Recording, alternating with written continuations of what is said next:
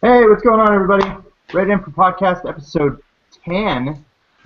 I'm really excited about this. I'm Drew, your host. With me today is Sean, Hello. Rory, and CJ. Internet. Yes, and we It's are. great. You are It's the internet. great. It's Check out the internet. It's great. Uh, So today we're going to be talking about a whole lot of news that came out this week. If you don't know, Rated Info Podcast is just a little video gaming podcast that we threw together. We have a Facebook group. You can see the URL over here on the thing. It's facebook.com/groups/rated M podcast. So go join us and chat with us live. So this week we're going to talk about all of the news announcements from Ubisoft doing their earnings call and talking and just announcing Far Cry 4 and delaying the division, all the way to all the Halo news and rumors that came out this week, and then we'll probably talk about what the hell is going on with Microsoft. So we'll kick it off the way we usually do. We're going to talk about what we did this week. So what did you play? What did you do since last episode? Sean, we'll kick it off for you now. So I saw Godzilla, Oh, and How was it? I thought it was hot garbage. It's great. hot. It was hot Sean garbage. Messler says Godzilla is hot. ... It's one of No, those. garbage. Hot garbage. I mean, I'm not going to spoil it, but like, it's just like what a fucking missed opportunity that movie was. Like, it's great. Okay, I'll talk about the positives. Awesome special effects. Okay. All right. Awesome Go special on. effects. Some really good. The action scenes are well staged. There's some good sight gags, and the first act is really, really good. Right. And then everything else is shit. Hot garbage. That's actually, I haven't been paying too much attention, but that's actually probably the worst review I've heard so far. What do you think about this, Rory? Well, I was just gonna say one thing. I think I Yeah, can hear it you looks like you're typing gonna- again when you were typing. There's like a rustling coming off your mic, and your mic sounds really weird and distant to me right now too. Yes. Really? Who, me? Mine? No, Oh, Sean, you Drew. sound fine. CJ sounds like he normally does. Drew's mic sounds. Really? What does that mean? No, it sounds like I can hear you guys okay. like really. Drew's mic normally is nice and sort of. You sound audio like to it. CJ. You sound I like was you normally typing. do. All right. How do I sound now? That's better. A little Yeah, better? a bit better. It's still weird, kind of like compressed Really? or something. Like, but yeah. Anyway, That's weird. I I was typing, but I muted when I was typing. okay, your mic's not like sitting on your keyboard or nothing. Eh? Not anymore. Okay. All right. So share your thoughts real quick so Sean can wrap up what you said. Well, no, no. That was what I just wanted Sean to Oh. wrap up his thing. I've seen Godzilla Okay. though, so when you get back to me, I'll chime in. But Sean, Yeah. finish your thoughts, man. I just didn't Yeah, want us to please. go on too long and have your mic going all crazy. Wow. No, and thanks it for the sucks heads up, man. because it sucks because like I can't really. I feel like okay. Here's my number one problem. If you can remove all of the human characters out of a movie and it still has the same results, that's not good. Well, I mean, if it's a That's monster what movie, happens in that's Godzilla. okay, They have no effect on anything that happens in the movie, and Well, because wait. of that, Well, isn't that the argument with Indiana Jones? Isn't that the point, No, but though? see, Wait, isn't it that the is. point in a Godzilla movie, though? You want the No, people to but be a focus? it would be no. Because Okay. the point is that the main character, all he's trying to do is trying to stop the monsters. Okay. So he's completely ineffectual in that regard, and all the other human characters. Well, Ken Watanabe, literally, we can hear all that, Drew. by the Drew, way. man, like yeah, you're like Wait, really? Okay. it sounds like the I think the mic. microphone's upside down. How, How about now? Yeah. Yay! That was my laptop mic was picking me up instead of my Okay. snowball. Sorry about that, guys. Oh, okay. Oh man. That makes Go on, please sense. continue. Please. So, okay, like, to touch on the point that CJ was talking about, in Indiana Jones, that is true. Indiana Jones doesn't affect the outcome, but it's still an Oh, he's interesting still a badass. story, I love him. regardless. When here they don't have an interesting story. Ken Watanabe, I swear to God, his only purpose in this movie is to fucking talk about things that he can't possibly know about. He literally says what Godzilla's doing and why he's doing it. Like his How he thoughts. knows this makes no sense whatsoever. The main character is about as interesting as watching paint dry. Like Bryan Cranston is really the best. And Elizabeth Olsen's really good too, but she's given nothing to do. She's a plot device. She is a MacGuffin, the reason for the character to do the things that he does, but it still doesn't mean anything. Like, I can't go into more detail, but it was very specific Right. and I think it was a very poorly written movie. Did you play any video games? I played a lot of Titanfall this week. I got the new Nice. maps. The new maps are awesome. How are they? They're awesome. They're It's great. They're great. They're great. The new maps on Titanfall are really good, and the new uh, updates that they added to it are really good. How many That's up to maps? 3-1 How many though. maps did they add? 3 maps. So what's your favorite? For different things. I mean, Okay. they're crazily well designed. I mean, they think about everything, like in terms of space with where the Titans can go and wall running and all the things that make Titanfall unique and fun are very well represented in the maps. Very cool. I think I like War Games and Swampland the best, with Runoff being okay, but I don't think I've played that one enough and all the different Okay. game modes to kind of figure out how I feel about it overall. Okay. Cool. Well, so just a whole lot of Titanfall this week. Yeah, and some Spider-Man. All right. Sweet. Next All right, week well, is Wolfenstein, so I'll have more to talk about. Speaking of Spider-Man, Greg Way, CJ, tell us what you played this week. I played Lego Marvel, and it was fucking fantastic. You played I a 100 lot of Laker Marvel. I this week, too. 100%ed it. Nice. So I'm missing one achievement though, because I don't have a second controller. Huh. Fuck you, It's- Lego. It's And all there's their no fault. online co-op, so it's not like I Wait, can. what? Yeah. That's Lego games feels haven't like an had oversight. online co-op in a while. Oh, that's right. No, I heard about that. Wasn't that? I heard Lego The Hobbit might. Rory, you played it, does it? I didn't play online co-op. I actually couldn't tell you. That was something I Okay. didn't look into. Okay. Well, I'd heard recently they were talking about the Lego games on some podcast that I listened to. I don't remember which one. Yeah. And they were saying that Traveler's Tales said, "Hey, we put online co-op in Lego Indiana Jones 2," which that's kind of a odd thing to say because the first Indiana Jones, from what I understand, was terrible. The sequel was great, but nobody wanted to play the second one because the first one was really bad. Yeah. But they said they put it in there and they checked the metrics and everything, and no one used it. It I was didn't know they no one made cared. too. right. Yeah, and I think it's because no one knew that it was there. Yeah. Yeah, But, no, yeah. I really enjoyed it. It's so thrilling to switch back and forth between superheroes like that, especially being like a comic book nerd like that I am. Yeah, that's awesome. I want them to give DC the same treatment. I mean, sure, Yeah. we had Batman too, but that's not. Well, they had the Batman. Yeah, Batman 2, wasn't it? That had Yeah, like yeah, a but ton of DC I want like a characters. legit DC game. Like Lego DC Universe. Yeah, pretty much. Yeah. DC Universe Online is actually really good. That's Yes, what it I've is. heard. Yeah. Yes, it is. I thoroughly enjoyed that when I played it, but then I ruined my time by going for collectibles. Cool, man. Took me. What else did I play? Grand Theft Auto, the usual. Yeah. Okay. Cool. Rory, what did you do this week? I saw Try not to look Godzilla. too excited. I saw Godzilla 2. I won't get into details and stuff, but I'll quickly All say right. that I agree with Sean for the most part. Like, I gave it a 6.9, but like it's all about for me. Like, I mean, the monster fights are awesome. The effects are great. I thought the sound was awesome. It's great if you're interested in watching it at all. Go see it on the big screen because I think it'll be best on the big screen. I went and saw it in IMAX 3D and it was pretty good. The first act I really liked. It's basically because of Cranston as well. I was sort of like, all right, this is moving along nicely, and then you get to a point in the movie where it sort of, pulls the rug out and it does a little switch on you, and then from then on the story was just like, who gives a shit? For the same reason Sean was saying, just they weren't interesting characters, they weren't well written, but the monster fights were cool. But yeah, I was underwhelmed with it.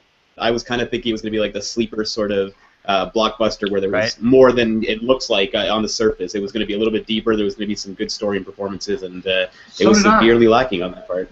Yep. Yeah, I was a little surprised, but I enjoyed it, but I was disappointed at what it ultimately was, I guess. But I'll leave it at that. So real quick before we get off of Godzilla, to you two, you both saw Pacific Rim, right?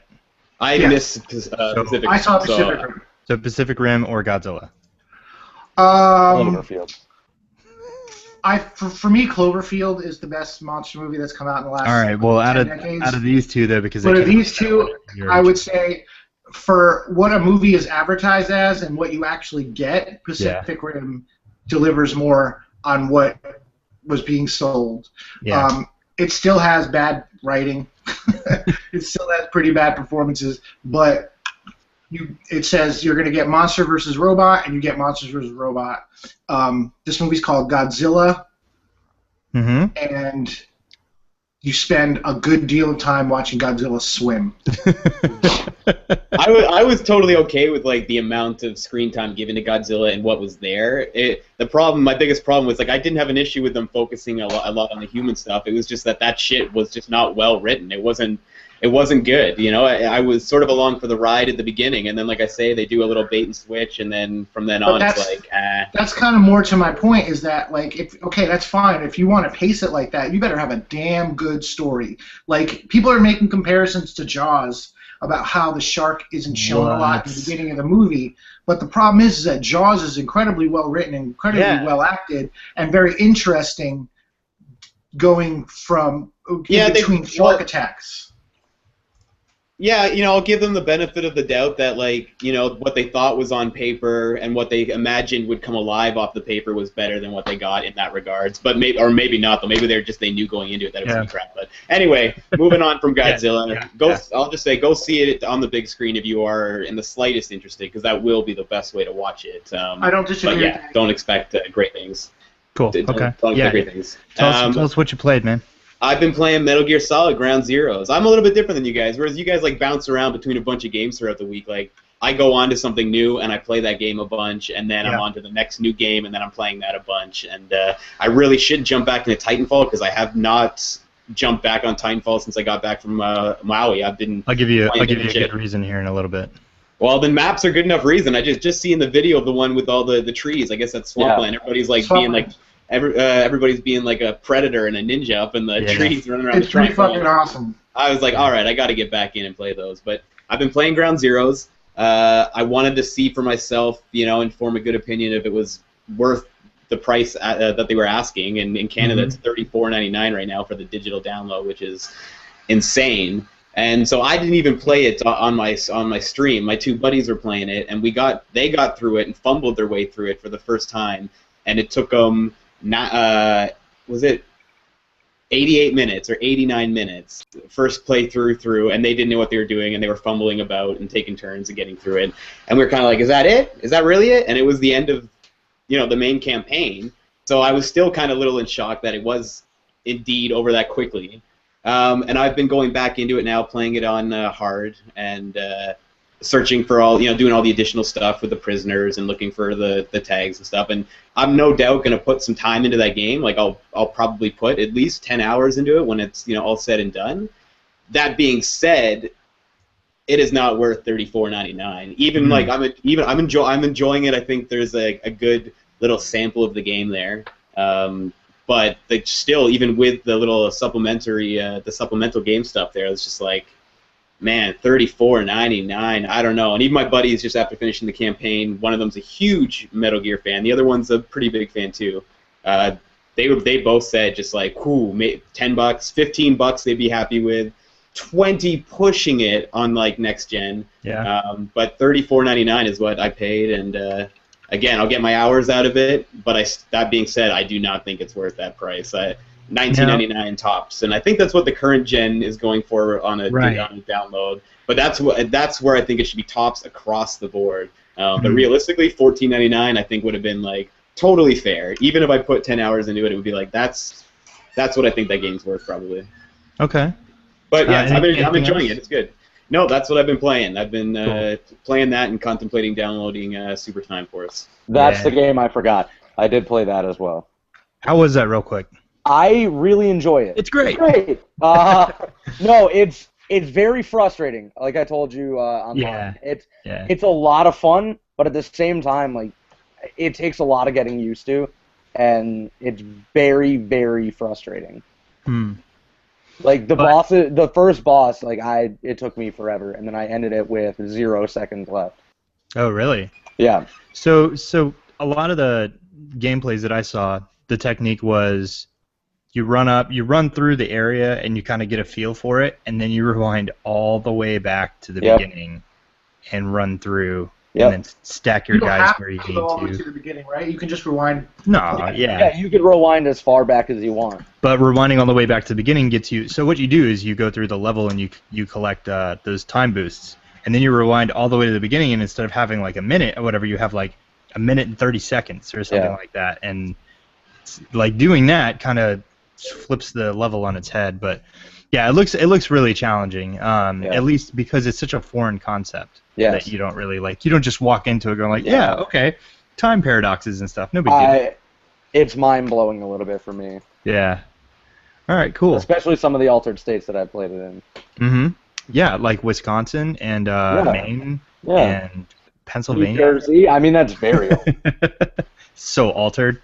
Okay, cool. Well, speaking of $15, I played, thanks to one of our awesome community members, I got the opportunity to play Child of Light. So I played the living crap out of Child of Light. Let me preface all this with, I played like 15 hours yesterday of all kinds of different games because I was streaming for the 8-Bit Salute for Operation Supply Drop. So just so that people know what that is, real quick, OperationSupplyDrop.com.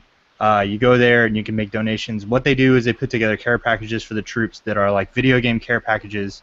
And then, like, say I have a buddy who's deployed to Afghanistan and I have all of his information. I can go on there and request a supply drop for him and his buddies, and they just throw that shit together and send it over. You don't pay for it. It's a charity. It's all just these, like, a handful of dudes do this stuff, and it's super cool. So this weekend they had a huge drive, a huge 24-hour gaming marathon thing to raise money. I don't know what that sound was. Anyways, Rooster Teeth got involved, Gearbox, I saw guys from Polygon and Giant Bomb and all kinds of places raising money, and I think they raised, so unfortunately they got attacked by a DDoS attack yesterday. I don't, What is is that? that your dog? Yeah, I'm gonna mute and tell her to shut up. Go continue. What is what you're talking about though? So a DDoS attack is a degradation or denial of service attack. So hackers hacked the website and brought it down because it's in support of the troops. And so that happened within 25 minutes of the actual stream, the 24-hour event happening. So even with that, they raised over $250,000 in this week alone. Their goal for the year is $1 million. Last year they released $500,000. And like I said, this is just a handful of dudes like doing a charity out of their house. Like all the stuff that they get donated from Gearbox and all these different places sending them, like, you know, those portable games units that have the monitor and the control, like the console and everything. They have a ton of those. They ship those out. Rooster Teeth did a 24-hour stream on their website, and that practically crashed Twitch. And they were RT Salute was actually trending on Twitter, so it was a huge deal. So I played in support of that yesterday. I raised about $180 total between me and the team over the week. I might have had more. I'm not sure. I got some PayPal donations, but I can't track how much was given from that. Their website should be going back up today, but I don't know. Yeah. So I played Child of Light, Assassin's Creed, Dead Rising 3. And then, and a whole bunch of Forza 5. But Child of Light for $15 is really cool. And what got me thinking about that was, you saying that Metal Gear Solid would have been great for $15. It would have been awesome to see Metal Gear Solid as an offering in this like magical $15 space where you have Child of Light. I think Trials might have been $15. You have Super Time Force. You have all these games that are, in this like magic zone of $15, and they all have, varying levels of quality and time that you can get out of them. So I think for $15, Child of Light's really great, and I think probably Metal Gear Solid would have been better down there. But yeah, so that was what I played this weekend. So how many hours did you play of Child of Light? I haven't completed it yet. Actually, thought I was done, but I guess I've hit like the corner to the beginning of the end, and I've probably played 10 or so hours already. 10 hours at $15, and Metal Gear he beat in 88 minutes. Yeah, there you go. And Child There's of no Light. excuse for that shit, man. None. Yeah. Wait, come again? I'm saying he's already put in 10 hours for a $15 game, and they're Yeah. charging $30, and Rory and I both beat it in just over an hour and a half. Well, yeah, but I mean, Child of Light, like I got through the campaign of that pretty fucking quick too. It's not like an RPG where you're really stuck like grinding to get through stuff. Like I could have gotten through Child of Light looking at it now. I mean, in an extremely quick time, and you could be like, oh well, Yeah, if you just $14.99. bypass everybody. Yeah. Yeah, you don't But not really. an hour and a half. I And don't know. certainly not in 9 minutes. Definitely not 9 minutes, Not but 9 man, minutes, no.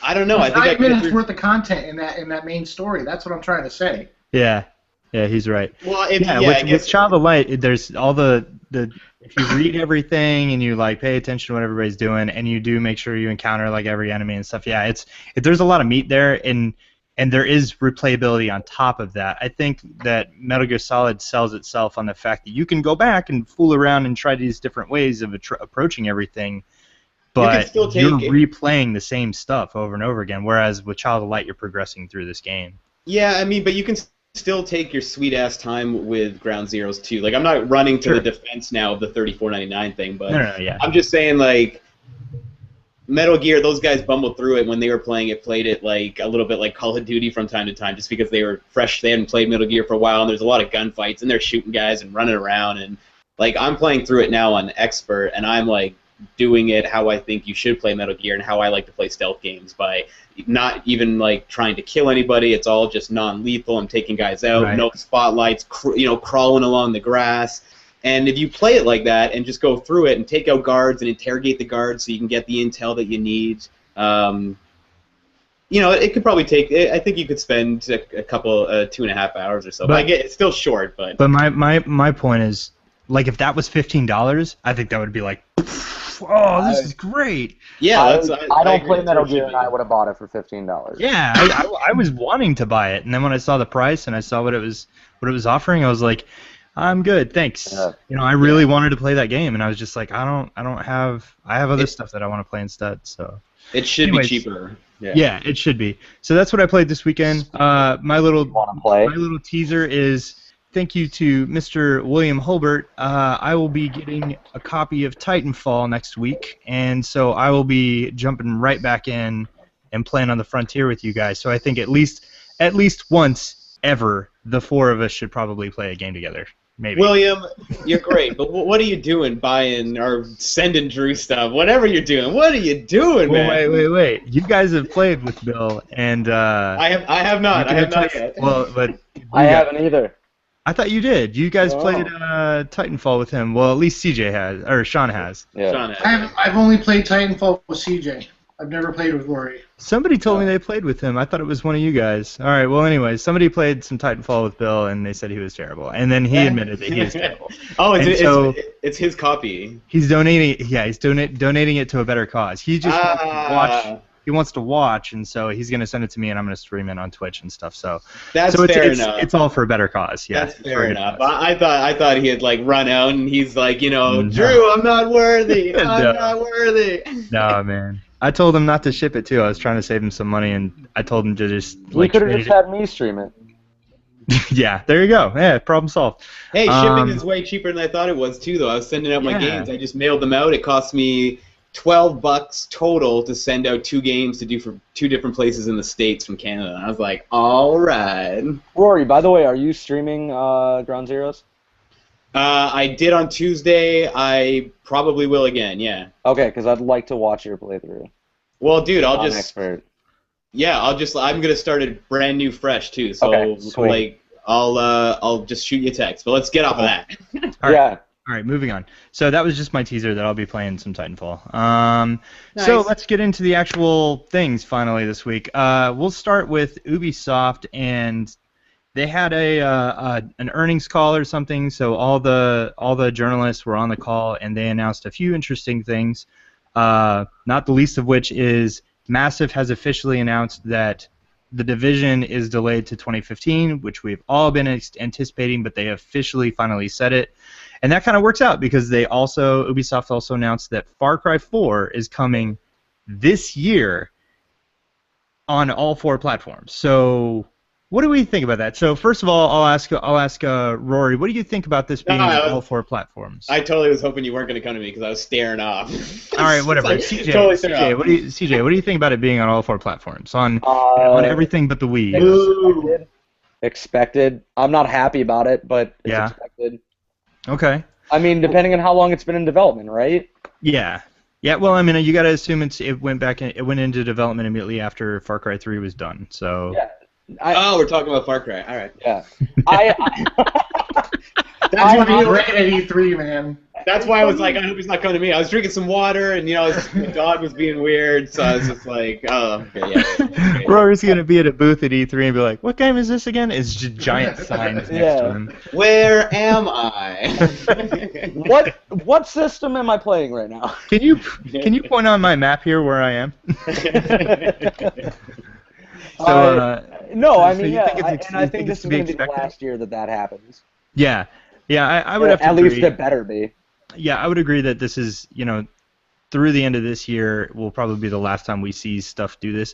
I mean, people thought Call of Duty was going to be next gen only, and then it turned out that it wasn't. I think the only game that I know of that I didn't expect to go next gen only, and I'm actually really glad is going next gen only, is Arkham Knight. Yes. I kind of assumed that was going to be a multi-platform game, and I'm actually really glad that it's just going on current gen consoles. And then that Shadow of Mordor game is on previous and current gen, right? Do we know?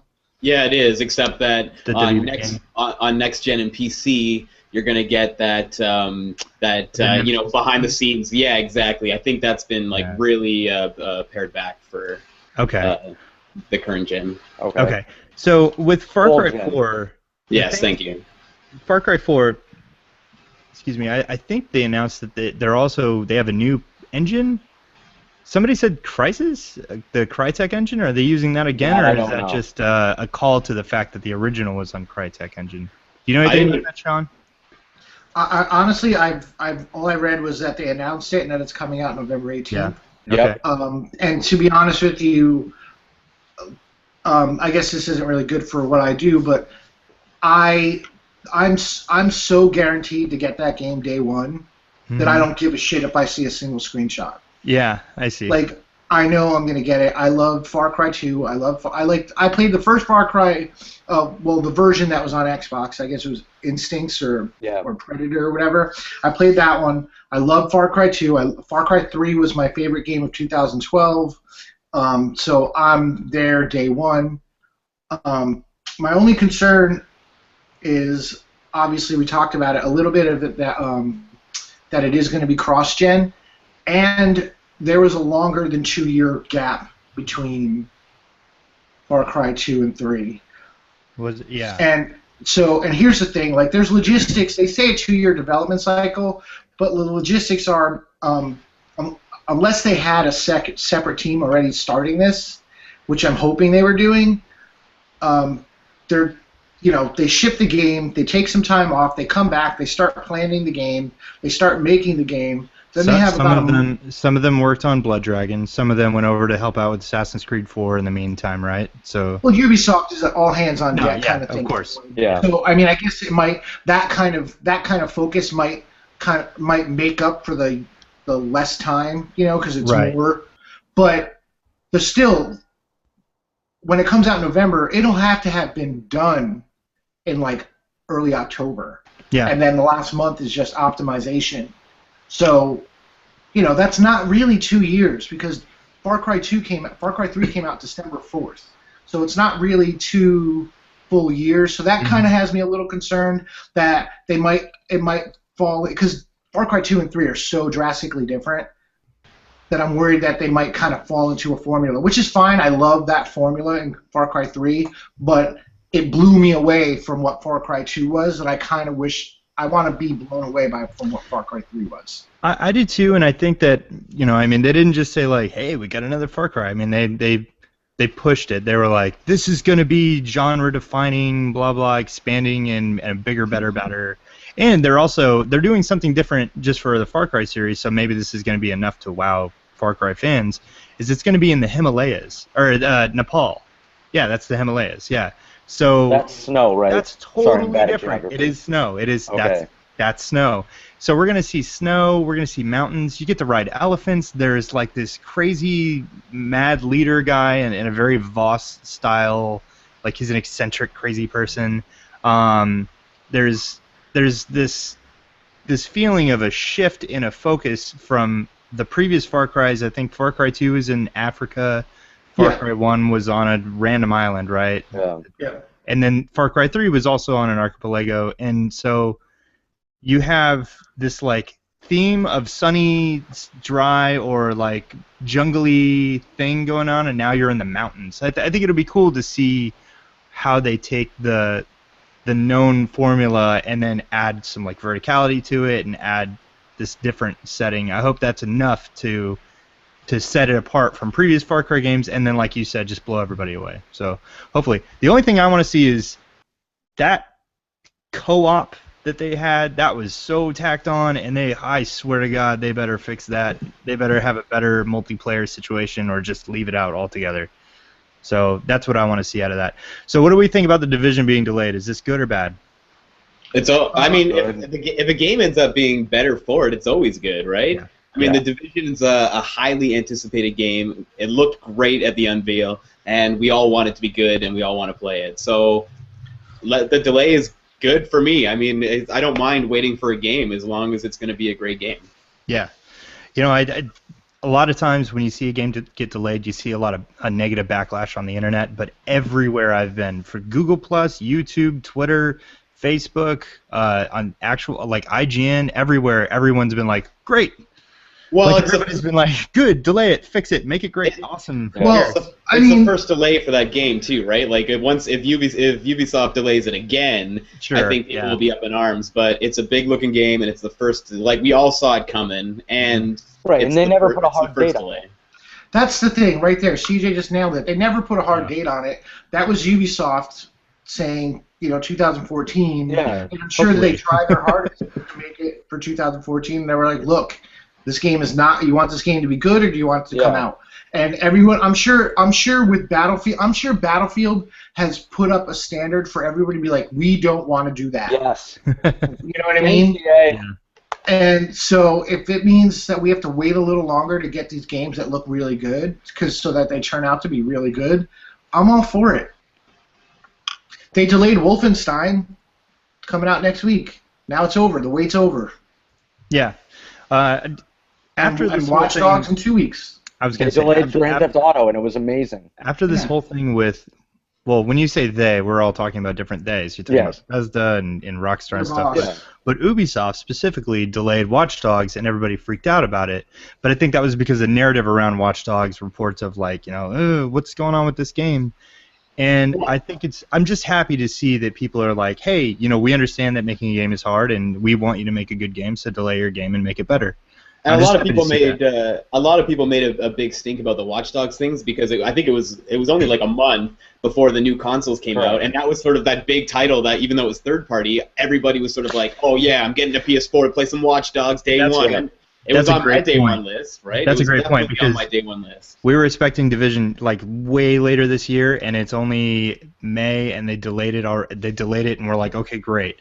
And we've been expecting a delay. Whereas with Watch Dogs, we were like, I wonder if they're going to delay that. And then like a month before it was supposed to launch, they delayed it. So I agree that the timing was really bad on that.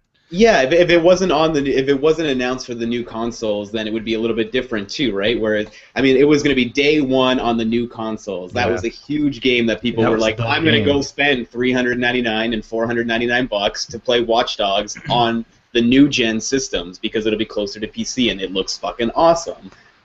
All right. So speaking of 2015 and games that are being pushed back or releasing next year, Halo 5 Guardians was announced, and that is coming out next year. Everyone You said Halo 5 Gardens. Gardens?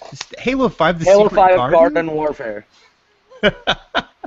So Halo 5 Guardians was announced earlier this week from Microsoft, just out of fucking nowhere, which is fantastic. And it'll be releasing next year as opposed to this year. So everybody was a little confused by that, although I think we were also kind of anticipating this for some reason. And on top of that, there's a report from Engadget which is not exactly DualShockers. I mean, it's Engadget. I don't know why they would report on a leak or a rumor if they didn't think that it was real. So we're actually kind of taking this with some seriousness that it could be possible that there is a Halo Master Chief Collection coming out for the Xbox One with Halo 1, Halo 2, Halo 3, and Halo 4, all redone in some way or touched up or added to, like, sexted together. I don't know what they're gonna do with this. Well, but now if you remember earlier, like around E3, like last year, there was a leak of at the end of this year, at the launch of Xbox One, there was a leak of what they're going to be showing off and what's going to be coming in 2014, and that was on there. A couple of those. And they had a cover, and it said Halo 4 to be downloaded when ready. Yeah, I saw that. And then this it would is a also new include concept, Halo 5 beta. This box set, and actually the box set that I heard before, all of the Halo stuff has always said that it's 1, 2, 3, and 4, which is odd to some people, but it makes sense if you frame it in a Master Chief collection. Those are the games he's in. He's not in the other games, so they're not going to redo them. So it's interesting to see all this kind of come up out of nowhere. I want to talk about Halo 5 first. Okay.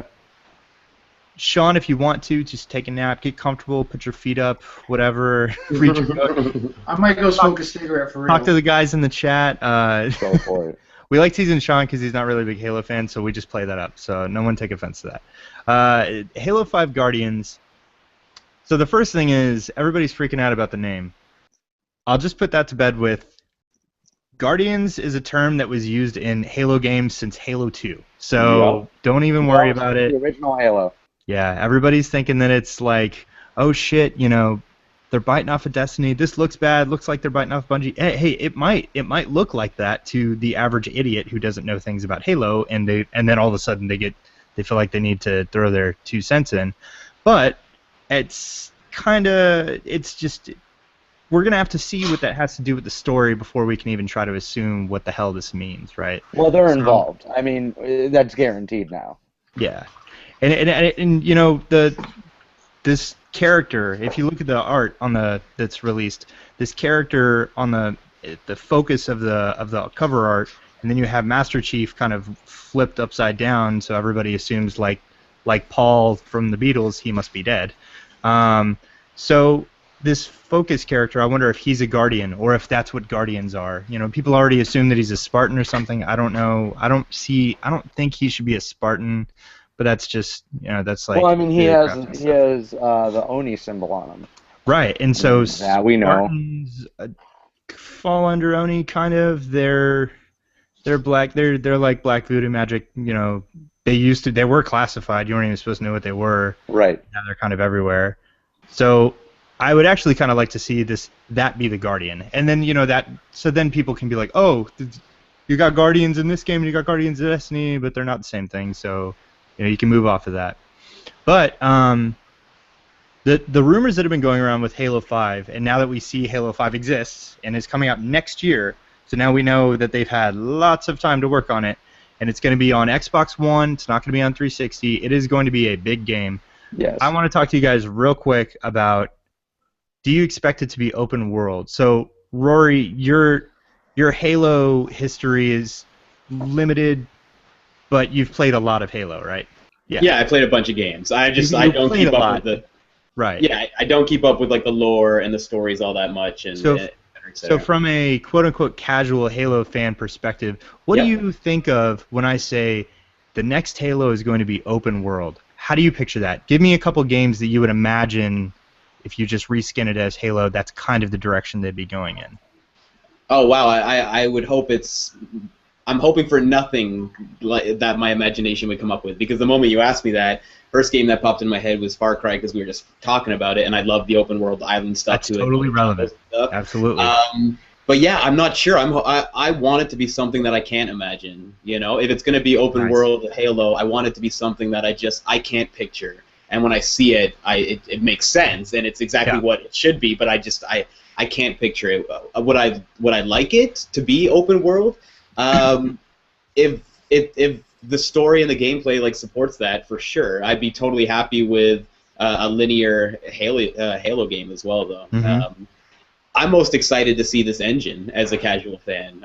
You know, I thought Halo 4 running on the 360 was just like mind-bogglingly beautiful. Like the first time that popped up, it had the same effect on me when I first played the original BioShock when it first released, and I came up in the water. And we were like, holy shit, we're playing this right now. We can control this. It had that Fight Night effect, too, kind of thing. And that's what I was sort of like with Halo 4. It was just like, wow, this console is 8 years old pretty much. Now, 7 years, I think, when that game came out. Mm-hmm. And you were seeing things in that game that was just like, it just looks so fucking good. So I'm really excited to see 60 frames per second, 1080p, because this is what they've been talking about, Halo. They have confirmed that, I want to see what it looks like, you know? I feel confident that it's going to be fairly traditional in the sense of like what it's going to play like and feel like. Mm-hmm. But yeah, I'm excited for it. You know, bottom line, I'm excited to play it. Open world, linear, whatever. I'd be totally cool with it being open world though, for sure. I'd be interested in that. Okay, so CJ, an open world Halo game. Yeah, somebody said GTA in space. Yeah, that has me laughing my ass off. Yeah, that's not good. But what do you picture? But at the same time, he's not wrong. Like, I mean, obviously, like, I don't want to, like, get, like, that into it, like GTA in space. Like, I don't want that. You don't want Master Chief to go to the pot shop and pick up... You don't want Master Chief cruising the boulevard with, with his big bike and stuff? I don't know. I feel like the whole run and gun your way from room to room, I feel that that's getting stale. Okay. And in not just Halo, but every game. Yeah. So and a lot of developers are saying now that third person open world games are becoming a huge thing. Yeah. Now I don't want to see Halo. did a lot for that. Yeah. I still need it to be a first person shooter, but yeah, open world would definitely make sense. Well, like Rory said, like the story needs to be there. Well, I was gonna say now that we're talking about it a little bit more too, it's just like I don't want it to. I'm just like, what if open world Halo means it's going to end up looking like Destiny? You know, it's just all of a sudden I was like, because Destiny totally. You can't argue that Destiny doesn't look like Halo in a way, because it does. It's got Bungie's like DNA ripping through it, the way the guns move, the way the characters move, just the visual sort of aesthetic to it, and the art style. Like, it screams Bungie, and you can see Halo in that game. So that I would be totally cool if they made Halo 4 look like. Just, I don't know, again, something that we haven't seen. Right. Okay, so the reason I got you. I know what you're talking about. The reason I bring this up is, you know, that's the big rumor for this game, and when I say big rumor, I mean it's a rumor that I've seen no justification. There's no like, you know, leaked map or any kind of like, there's nothing behind it. Whereas with this stuff, you know, there seems to be some kind of credibility. There are sources, and there are like people saying like, yeah, this pack is coming, and you know, the game is coming out, and now the game has been announced, and so the rumor is open world. And the thing that I wanted to ask, like, bring up with Halo 5 being open world is, I was talking a lot about this last night when I was doing my stream, and it got me thinking about the idea of 343 made a Halo 4. Which felt very much like, as almost every Halo game feels, like a throwback to the original Halo. Yep. You know, you were alone a lot in that game, and in the original Halo, if you remember, you were alone a lot because everybody was fucking dead. Like halfway through the game, everybody gets killed by the Flood, and you're kind of the only person alive. So you spent a lot of your time kind of running around and being the only person who could do anything and all that stuff, and so it felt very much like a traditional Halo game. And I think it was 343's taking it over and saying, like, hey, we can make a Halo game. And they did make the prettiest game on the Xbox 360, period. I don't care what anybody says. In my opinion, that is the most gorgeous game on the 360. So going forward, now that they're moving to a new platform, and they've kind of made this in their verbiage of like, hey, this is going to be Halo the way we've always wanted to make it, and the way, it's going to be a bigger, better thing, and the scope, they keep talking about the scope of the game. So it would be a good time for 343 to slowly change the formula of what makes a Halo game, because I think that's actually been changing since day one, and they should make this deft turn into this is what a 343 Halo game plays like. And so you can make a open world-ish game if you want, or just change the scope somehow. And I think it would work. Somebody was talking about taking the multiplayer and making it just catastrophic, using cloud technology and all this stuff, and having massive, almost Battlefield feeling moments where you have tanks and all this stuff, and then you have people flying like dropships and dogfights in the outer atmosphere of this map or whatever, with your Banshees fighting and your Seraphs and all this stuff. I think there's potential for 343 to knock this out of the park and go crazy with it. I don't know if that's what's going to happen. Well, it's just as you're saying that, I just thought about something too, and it's like, I'm wondering how I would love to see the multiplayer get absolutely insane, with all that extra crap going on for sure. And if they're going to make changes like that, I could see that being the place. But as far as the gameplay and what it feels like to play Halo, I'm starting to question how much they will really change it in the next game, because they are putting out this big Master Chief collection. A lot of people might be getting into Halo for the first time. They buy this, collection. They play through these 4 games. They fall in love with it. This is what Halo is. This is how Halo feels. This is how Halo plays. And then all of a sudden, Halo 5 is nothing like that. And it's like a whole new experience from, 3-4i, and they go off. I'm not saying like that. Yeah. Yeah. But it's just like that. Just makes me think like it's probably going to be a little bit closer to what it's known to be than we're hoping it will be. Okay, so the reason I brought up the multiplayer, I wanted to hear your guys' take on this. I feel like Halo's multiplayer has always hit the sweet spot in between where Battlefield and Call of Duty, the 2 big competitors, lie. And I know that those competitors are a little strange because they're not sci-fi first-person shooters. They're clear, obvious, set in real-world military shooters. But as far as like the industry goes, they're kind of the big competitors. And I would say they're actually the only relevant competitors at the moment, and Halo isn't really doing anything. But historically, Halo's done a great job of having really tight, 2v2 or 4v4, like super focused arena multiplayer, and then they do have a bit of a big team battle as much as they could fit on the screen with tanks and people piling into the Warthog and rolling across, and doing like major, huge capture the flag, and then they had Invasion with Halo Reach and all that stuff with a progression to it. I think that Halo's done a good job of capturing both sides, whereas Call of Duty focuses on that tight multiplayer and Battlefield focuses on that massive, war zones situation.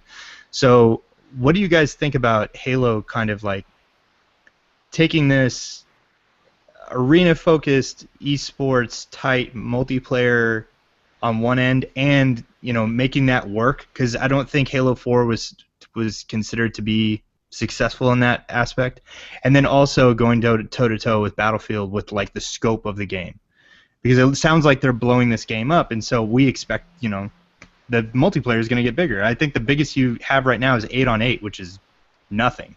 And if you had an Xbox One, 32. No, on Halo. On Halo. Okay. Halo. Sorry. Yeah, 32 on 32, and what, like Battlefield? Yeah. Is that on? That's on console, right? Yeah. So Yeah. if a third-party game has 32 on 32, and you are the marquee title for an Xbox One, you should probably have something to that effect, right? So can't you have both? Can you picture that? What do you mean, both? Well, is that what Halo fans want? I mean, Battlefield kind of speaks to a certain group that likes that kind of big team battle, and Halo fans kind of like the, they. Okay, I'm obviously the ignorant person, so I'm sure. No, please I'm go asking ahead. all of you guys.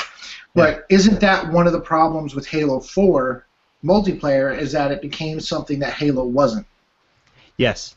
Yeah, but I don't think it was because of the scope. I think it was just it felt really unfocused, and the support Well, was I mean, nothing also like I heard that they added a lot of things that were very Call of Duty, like loadouts and so on and so forth. They did Whereas that with people, Reach, but yeah. with people like the thing that I don't like about Halo is what people like is that the weapons are spawned on the maps. Yeah. And that kind of thing is what they like. So I feel like, I mean, I think more options should always be there. If they can balance a 32 versus 32 type scope game, but still offer the traditional Halo type gameplay, I think that's what they should do. I don't think they should, because you'll split the user base, but there's people like I would be interested in a Halo that was more in tune with what I like, but I'm not saying I want Halo to become what I like. Right, yeah. It either is or it isn't, and that's fine. I can go play something else. Correct. But Yeah, if they and I'm have not that, suggesting, like I said before to what Sean was saying, I'm not suggesting like change it so that people don't recognize that it's Halo,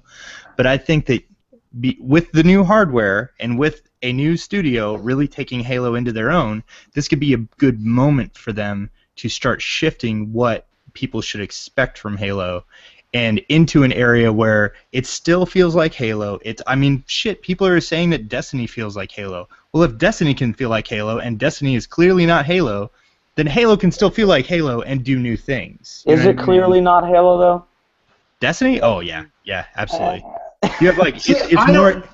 Destiny looks more like a cross between Mass Effect and Borderlands to me than it does Halo. This is the thing. We all know I don't like Halo, but I'm actually interested in what Destiny's doing. I feel like there's enough differences just from the minuscule amount of stuff that I've seen. And I feel like it's doing. First of all, it has ADS. Then it has those powers. Then it has the expiration. Then it has the loot-based stuff. Where it's not visually. Well, visually, I mean. But that's so one-dimensional. That's kind of what Bungie does. I mean, I'm shallow. No, I'm shallow as hell too. But I mean, if you look at Uncharted and The Last of Us, it still kind of has a very similar feel, and that's kind of what Naughty Dog does. Absolutely. You know what I mean? It feels different, and visually, I mean, I still feel like it looks. It's a much different game too. I still feel like it kind of has those Halo-y type things, but I don't feel like something about Halo feels cartoony to me, almost like World of Warcraft does. And I don't feel like Destiny it's fantastical, but it doesn't look like as cartoony to me. I guess that's the best way I can sum it up without really putting it in. But Destiny still has something interesting to me. Now, if it winds up playing like Halo, which I don't think it is, I mean, the loot and all that stuff, and it's going to be a story-based game that you can play with your friends and stuff like that. I just don't feel like it's going to be so far from what Halo is. Yeah, I mean, and Drew's a big Halo fan, and he's saying, you know what I mean, and he's obviously ingesting Destiny for breakfast, lunch, and dinner. So I think he's got and I'm kind of with him on that. I just don't. I think it's gonna have Bungie's signature, the things that people like about Bungie, tight controls and all that kind of stuff, and then it's just gonna have. They're just expanding what they can do. I'm gonna get booed for this, but from what I've seen of Destiny so far, I'm not interested. Well, I don't blame you. Yeah. They haven't shown a lot. Hey, from what I've seen so far, I did clarify that statement. Yeah, don't worry. You'll see more. You'll see lots more after E3. So, Sure. So real quick, after talking about Halo 5, we touched on this Halo Master Chief Collection. I want to know if you'll get it and why.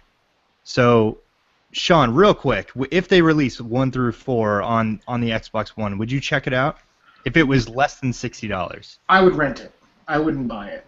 Okay. Now, Rory, would you get the Halo Master Chief Collection on the Xbox One if it was Halo 1 through 4? Yes, especially if that's gonna. Oh wait, shit! I was gonna say it doesn't include Reach, so it won't have that great Orange in there, which I love. But that being said, with just 1 to 4, yeah, I will, depending on what I see, of course. Like if they really, I want to see how updated number 1 looks like. How much better it looks. I want to see what they've added to number 3 and number 4 as well. But I'll most likely pick them up because I didn't play through Halo 1. Only dabbled in it a little bit. It wasn't until Halo 3 where I really started getting into them. And I played Halo 3. I think I did a 4-player all the way through, but it may have just been 2-player co-op. But we battled all through that game, and I was like, all right, this is fun. Halo 3 was 4-player co-op. That was the big thing. It was 4-player. Yeah, and that was, one of the earlier games for me when I got into online sort of shit, and I was like, oh, this is fucking cool, running around with everybody. And then the other ones I really enjoyed for other reasons, though, like the Forge and stuff. But yeah, I would definitely pick up 1 through 4 again. Again, if it looks good and they've done enough updating to it and it's worthy of the price that they're asking. But yeah, I'm interested. I would definitely pick it up. Real quick, did you play? Are you aware of? Have you seen Halo Combat Evolved Anniversary? Yeah. Yeah. I'm up to date on all that stuff. Saw the gameplay vid, saw the reviews. It looked good, but I mean, if it's just that on Xbox One, yeah, I'd be a little point. disappointed. Right? I hope they also update that in some way. If it's just adding an extra layer of nice new lighting or particle effects on top of that. If it's just Halo Championship Edition, that we saw come out on Xbox 360, like, Oh yeah. So CJ, would you get this package? Yes, I would. Now, and it's why? because I have a weird history with Halo. Okay. I was introduced to the original Halo, not to the story, but to the multiplayer, similar to how I was introduced to GoldenEye. Just playing it at a friend's house. So I bought an original Xbox, played the shit out of Halo 2, and never stopped playing the multiplayer. So Halo 3 came out, and I was still playing Halo 2 online. So I never played Halo 3. And then I played Halo Reach multiplayer and story, and then I played half of 4 story and multiplayer. So it sounds like you kind of fell off. Yeah, I did. Yeah. No, I definitely fell off of Halo 4. But you would pick this up to kind of. I would pick it up to take the refreshed journey again. to get myself ready for 5. Yeah. So you really do buy that journey tagline as being this. Oh, hell yeah. Okay. This was my secondary prediction behind the split of that on 360, that on 1. Mm-hmm. Okay, so I would do it, but here's how and why I would do it. I would buy this Master Chief Collection. First, I would only buy it, even if it was just like Halo Combat Evolved Anniversary, the same treatment to Halo 2 as just reskinning it, but doing nothing else to it, and then the same with 3, and then Halo 4 being just Halo 4, but on the Xbox One. I would buy that just so that I could stream it, without having to wear it. So I could stream it via Twitch.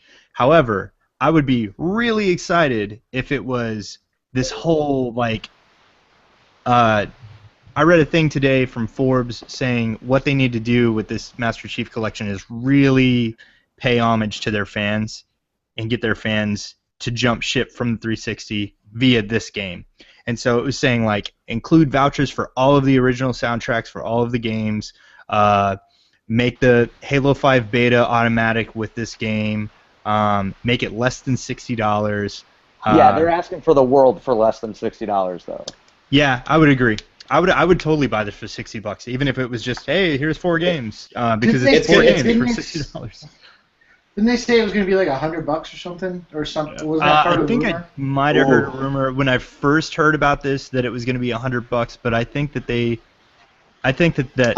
first rumor was saying Halo 2 is going to be completely redone and all of the multiplayer is going to be shoved together in one big thing and that's the thing. They need to nail Halo 2's multiplayer. They do. Well, they need to nail all the multiplayer. Rory, what were you going to say, buddy? I was just going to say I don't see it being.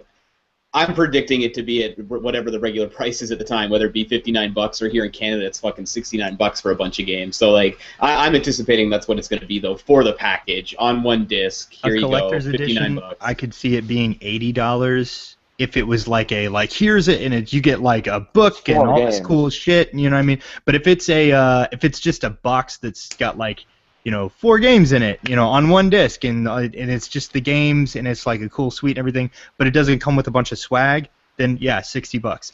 But if there is a collector's edition with a book and a bunch of stuff, yeah, $80 here in America and probably $90 or $100 in Canada. If there's a collector's edition for that set, I will predict now that it will be double because it'll include really worthwhile stuff for Halo fans. I will predict right now if there is a collector's edition, the base one for that will be $129. Yeah. So somebody just mentioned David in the chat actually just mentioned fuck you Half-Life, the Halo box. The orange box still to this day is probably the best deal ever in gaming because you get some of the greatest games ever made for it's $20 now or something. Could you see it being like that, being just a regular $60 game, just here you go, here's a bunch of games, or do you think it's good they're going to make more fanfare out of it? I feel like they kind of have to make a bigger deal out of it. They're definitely going to make a bigger deal.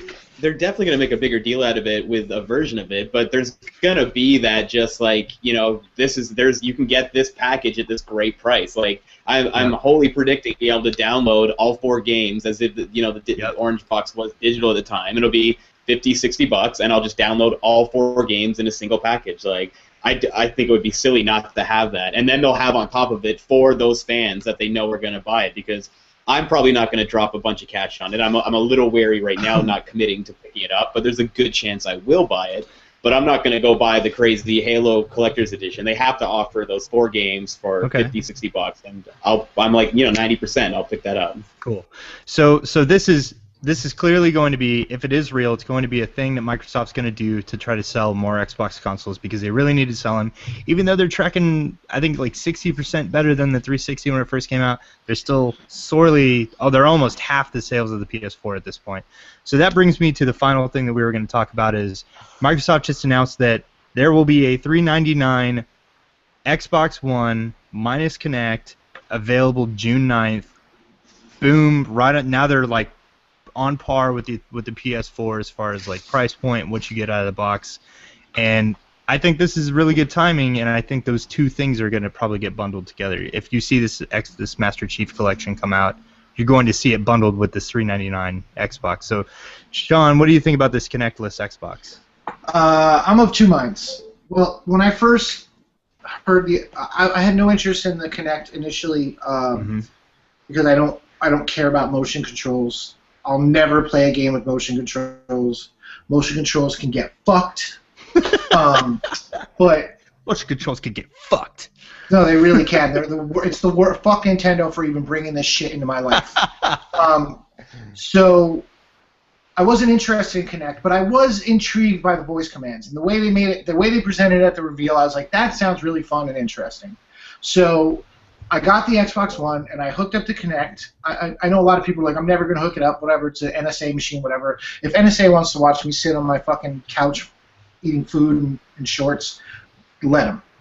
Right, yeah. So, but the voice commands are awesome. They work so well. Like everything I want to do, it does it. Like, Xbox Record that is my favorite thing ever. Anybody who plays with me on Titanfall can attest to that. I say it like 20 times a match. So I mean, I love it, and it's this thing where it's like, okay, here's where I'd start to roll back when you were saying it's like, yeah, they're selling 60% over PS4, and Phil Spencer said he's in it to win it, and I feel like just like the reversal, they saw something that spooked them. They saw probably bad pre-order numbers that made them go, we need to fix this now. Right. So they changed the policy. So now, they're not stupid. They're not like Phil Spencer. Like pre-reveal, Microsoft was dumb. After reveal, they got a lot smarter. And I feel like Phil Spencer taking over is a lot smarter. He's paying attention. He's listening. And what's keeping people from buying it is that price point. Right. And I think to them, they're looking at it and going, what can we do to get this price down to $400? Yeah, that's the thing. I'm sure they had a conversation. Should we cut the price and just keep the Kinect bundled, or should we drop the Kinect from that bundle and then offer 2 bundles?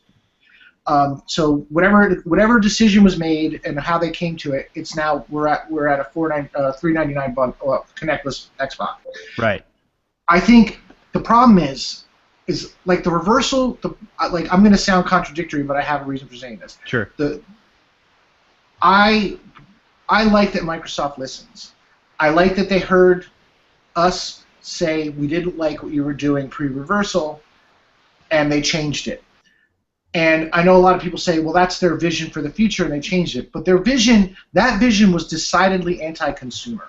Whether anybody agrees with it or not, it is. When you're telling somebody what they can and can't do with the physical thing that they buy, and limiting and restricting things for what they can and can't do with the product they buy, that's anti-consumer.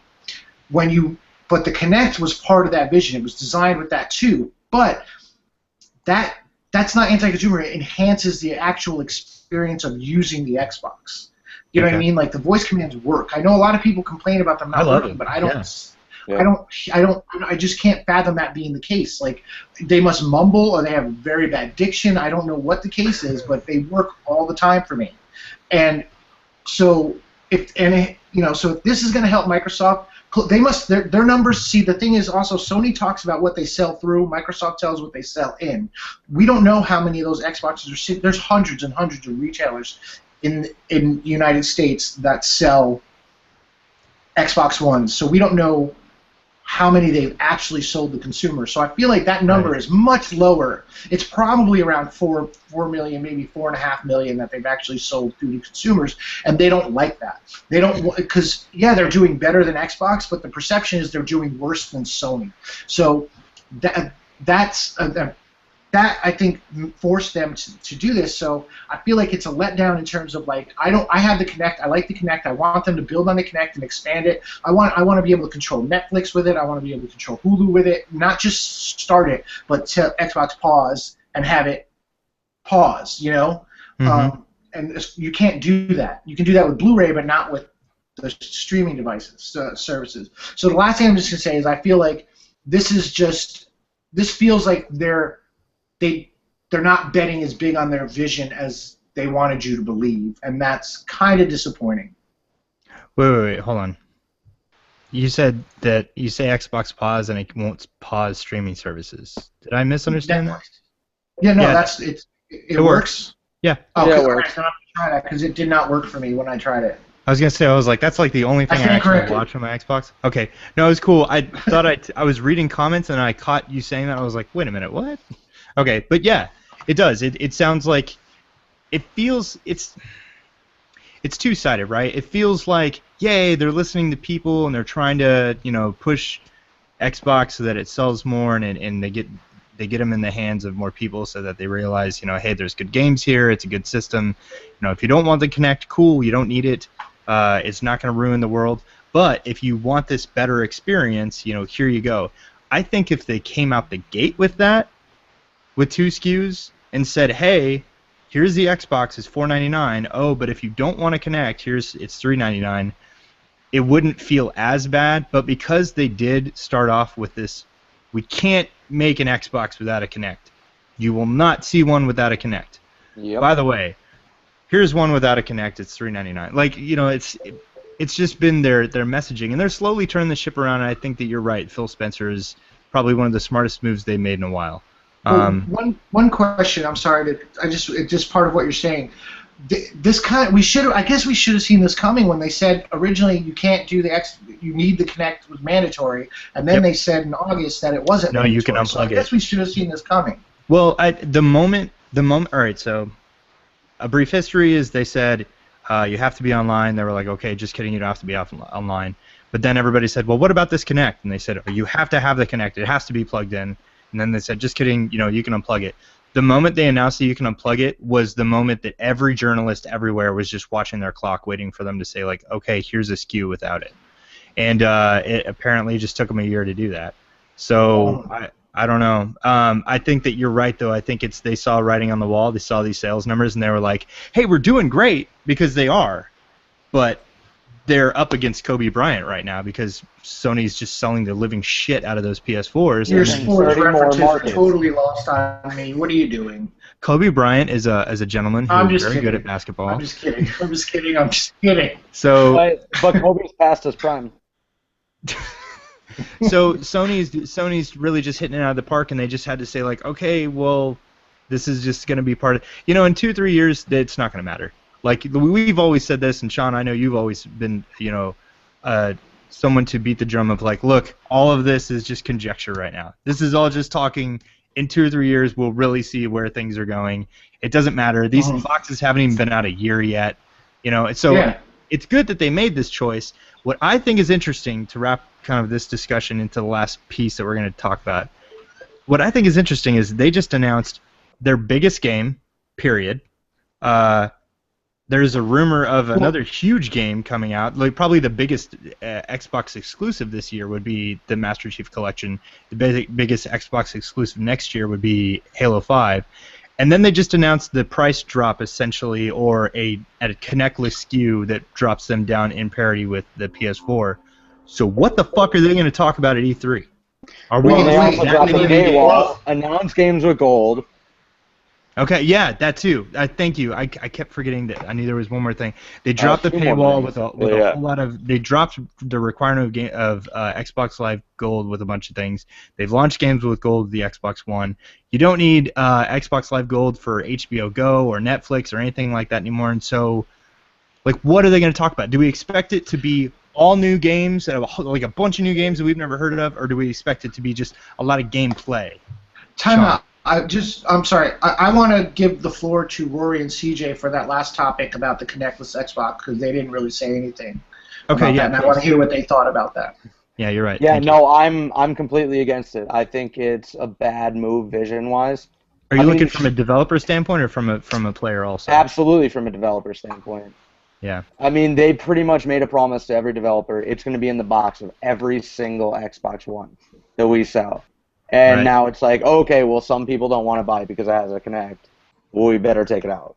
And Okay. yeah, sure, a lot of it probably has to do with price point, but I think a lot of the innovation is going to stop on a development standpoint. It's almost dead in the water like the PlayStation Eye has been fucking forever. Yeah.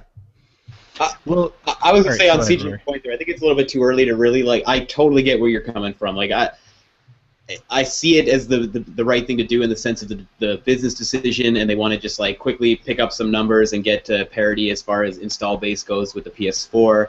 But I was hoping they would stick to their guns and keep it in every box, and maybe just eat the cost and drop the price of the Xbox with Kinect, and then make that money back up as manufacturing costs go down and Kinect gets cheaper to make, et cetera, et cetera, et cetera.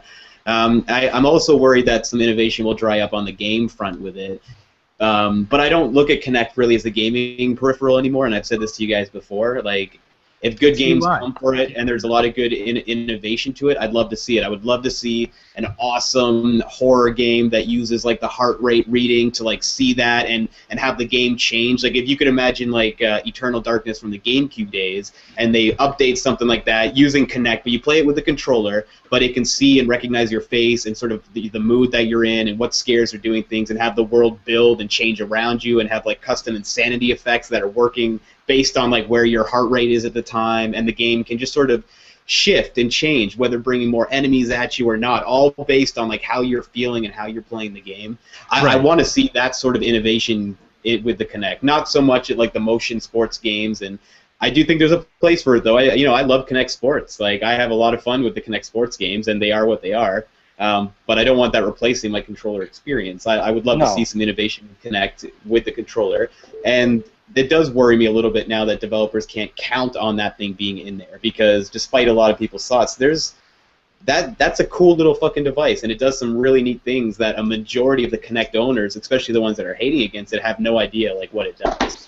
Yeah. But I mean, fair enough. If you know everything that it does, and you personally aren't going to get any use out of any of those things whatsoever, then I get it, And that's why we're going to have I think that's the message. When they announced this, they said, "Look, we want everyone to have what they want, and there are a lot of people that just don't want to connect, and that's cool. It's choice. And here you go. Choice. And it's the choice is fine.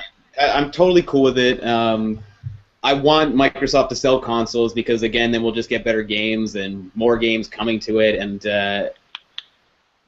I don't know, man. I'm sort of just it caught me by so much surprise. It's like you pointed on something that I thought would be interesting though. You mentioned that costs of the Kinect will go down, and so one day you can have a $3.99 bundle with the Kinect in there, and it won't they won't have to eat the cost. They can make money off of it. Yeah, to me, like Microsoft's got a lot of money, and like, do they want to lose money? No, Microsoft's never one of those companies that really wants to like lose a bunch of money. They want to make money like the next day. That's what they're all about. Same with Sony. The reality is like it's a business. It's money, money, money, money, money. But that being said, I think it would have been a huge, huge, bold move, and this is, what I would do without knowing any specifics about Microsoft's business. I would have said, here's the Xbox One with Kinect for $3.99, and just like... Yeah, I agree.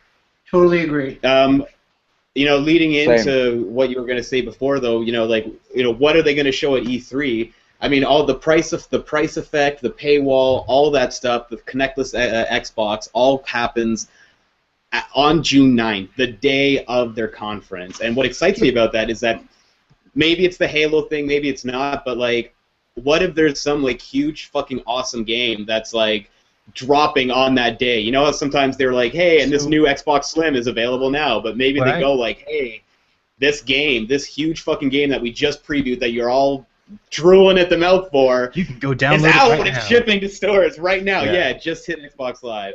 Well, Don't worry, that's quite a fantasy world you live That in one- right there. that one it specifically- totally is. It totally is. But there's got to be something It won't there. I happen. think. Okay, Be let me amazing. just.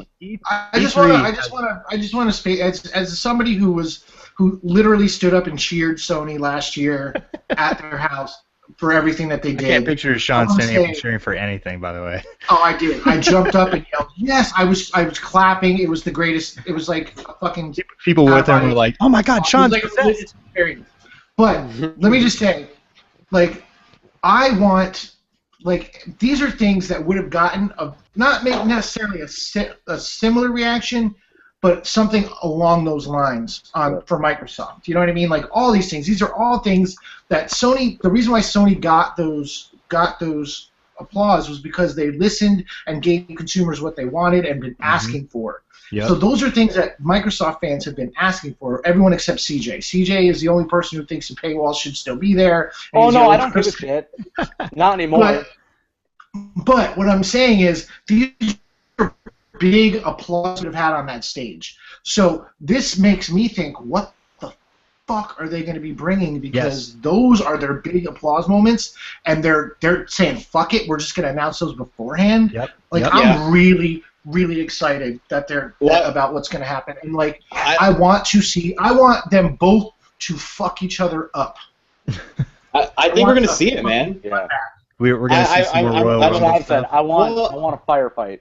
I think we're gonna see like a fucking, sorry, pardon my French, but like I'm really excited because I think we're gonna see them. You say both, pardon my like, French? Really, Oh, wait. You say pardon my French on Rated M for podcast? I know, right? I know. How fucking I know. dare you? What the fuck? So, but like I'm really excited because all that stuff's like come out, and like Sean says, like what they must have stuff that is they think the fans are gonna love.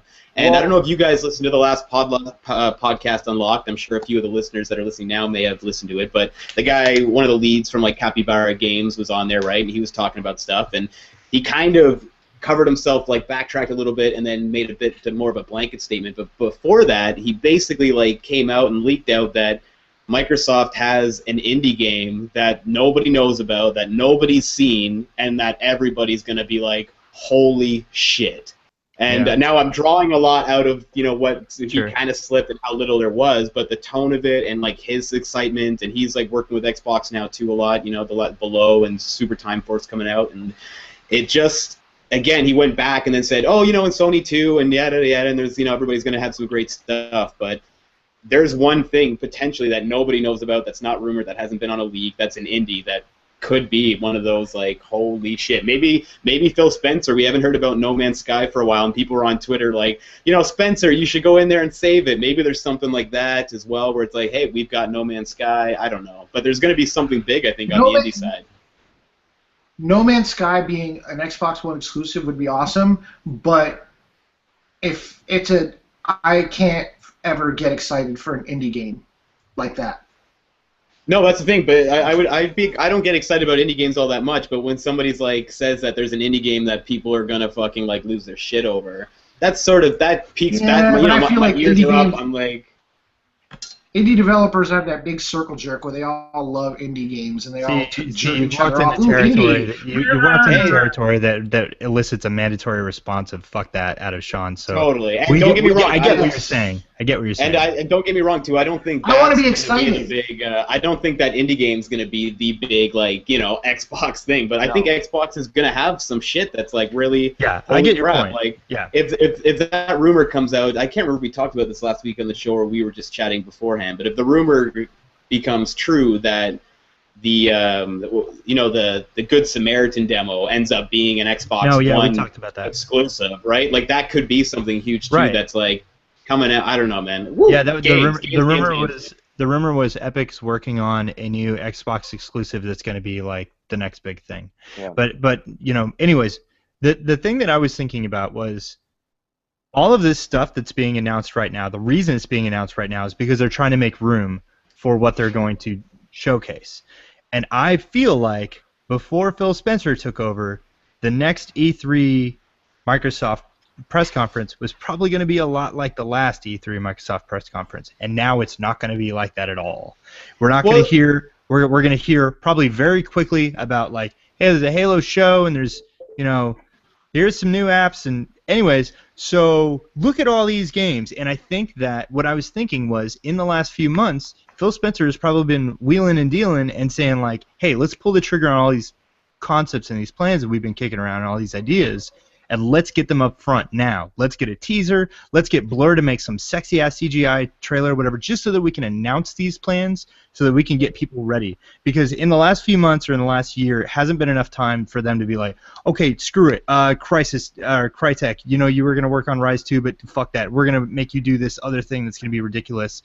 And then they wouldn't have anything ready in time. So I think we could probably see a lot of announcements of things that will just blow our minds, like you're saying.